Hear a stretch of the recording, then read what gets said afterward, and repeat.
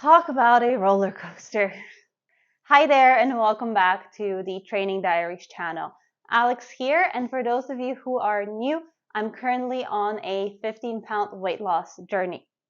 I went over my plan of attack in my last video, and now I have the scoop for you on how the first 2 weeks went.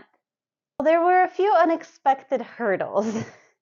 To begin with week 1, I ended up getting my period, which meant more cravings, more water retention, and a little bit of skewed results in terms of the weight that I was recording. That was nothing compared to the second week. For those of you who are familiar with the Jewish holidays, Passover fell on my second week of cutting. Passover, if you're not really familiar with it, is a holiday where for 8 days we don't eat any food that rises, which means no bread and nothing that can make bread. As a result of that, there's a lot of what we call matzah that's being consumed, and that has a certain effect on the belly, which makes it so that you weigh more. So the 2 big meals to celebrate Passover, aka Seders, fell on Wednesday and Thursday of the second week. And here's the kicker. Montreal weather decided that Wednesday was a good day for a freezing rainstorm. And not just any freezing rainstorm, a giant freezing rainstorm. So there is over 1 million people that were left without electricity. At the time that I'm filming this video, there are still some people that don't have electricity.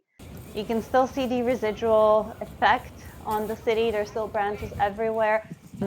So it was definitely huge impact in terms of, mental state, because you do have to prioritize being warm and, just having enough food and then making sure everyone's okay as opposed to cutting. So I do want to put a disclaimer before I dive into all of the updates on the actual cut.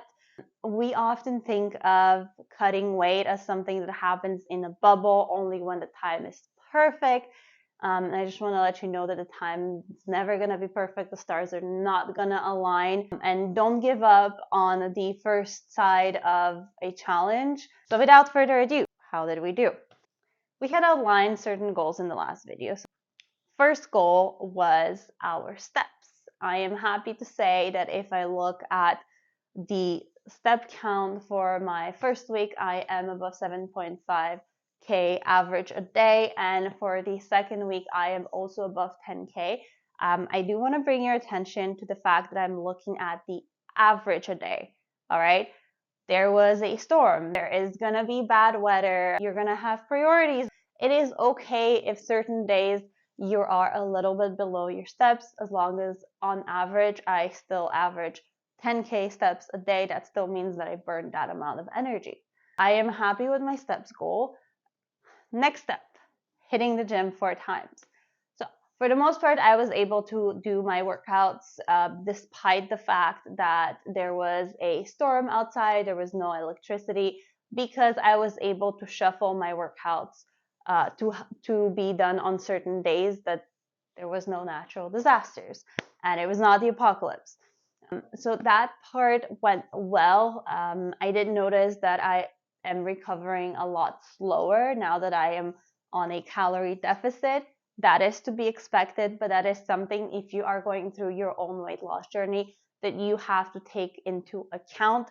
You're not going to be able to push the same weight that you did when your muscles were fully fueled with carbs and fats and proteins, because now you're in a deficit. Just make sure that you listen to your body.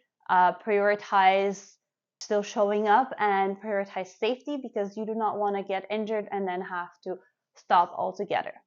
I'm going to group the calorie intake and the protein intake into the same point, because I did run into the same challenges for both, since they're both related to nutrition. The main challenge was that it was Passover, meaning that there are 2 seders or 2 get-togethers where we eat a lot of food. And I didn't want to necessarily stress and start measuring my food and kind of be that person at the party. Instead, what I did is I focused on making sure I have enough protein on my plate. I'm not a vegetarian, so for me that means meat. But if you are vegetarian or vegan, then there are probably going to be other sources of protein that you would target. So once I had my chicken, my brisket, my meatballs on my plate, then I put a huge serving of salad.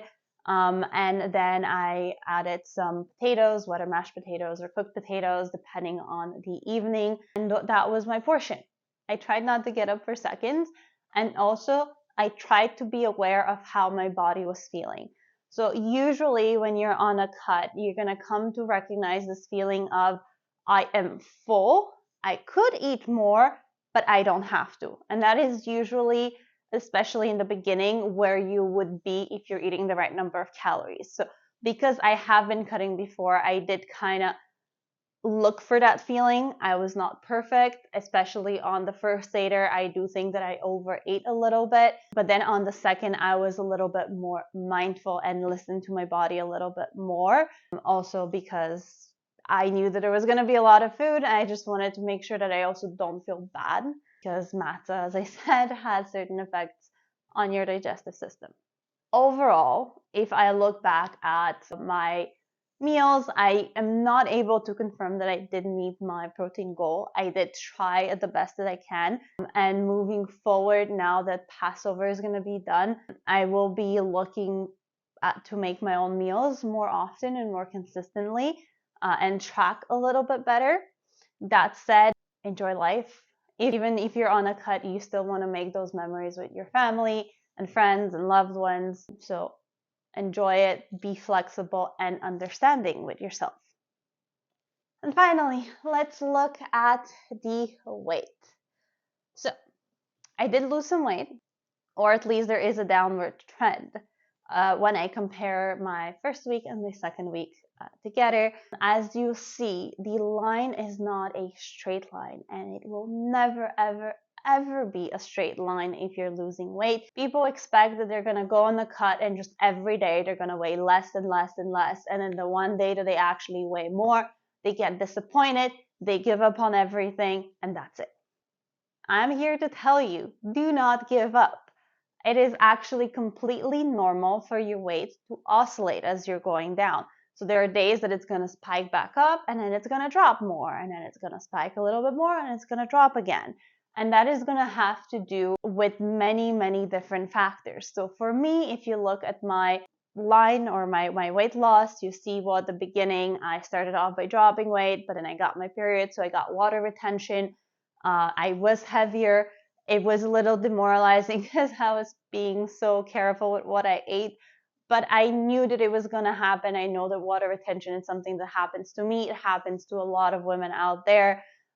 So if that is happening to you, do not get discouraged. The moment that it was over, the weight went down and it went to below what it was before. And then the next week after, again, it went up after the Seders. It's normal, especially for the Seders, because there are prayers that are read before. We do tend to eat a little bit later, which means that when you wake up in the morning, there is still some food technically in your belly. You're still stuffed. So when you weigh yourself, you're not actually really weighing yourself on an empty stomach. There's still a lot of food in there that is being digested. So again, even though I knew it was expected, it was a little bit demoralizing to see it go back up, but sticking with it and then waiting for the matzah effect to pass, I am sure that once I'm back to normal, I will be a little bit lower in weight and a little bit lighter. So I am not concerned. A lot of people see their weight or the scale as a negative influence. It is all about knowing how to read it and understanding that those effects, those jumps in weight and those losses are all just a reflection of your body, digesting food a little bit slower, maybe retaining a little bit more water at times. And that's normal. Your body is a living, breathing thing. Just trust into the process and you will be fine. A good way to not get demoralized is to look at the average weight for the week. So as long as your average weight for the week goes lower, you're usually fine. So don't stress about that one spike, that one week that went higher for some reason, and just look at the overall trend. So that's my experience this week. It has been up and down. So far, I am satisfied with the progress because looking at my weight loss graph, I know exactly why I spiked in weight each time, and it is unexpected effect. So give yourself grace if you're cutting.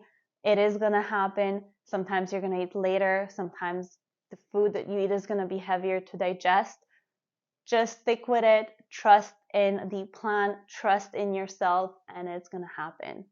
So that's it for today. Subscribe for more videos and leave a comment below if there's something that you're interested in. See you next time.